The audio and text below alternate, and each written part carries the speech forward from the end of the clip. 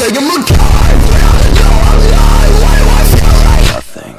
Been a million other reasons I gotta pretend I'm okay, but I'm not.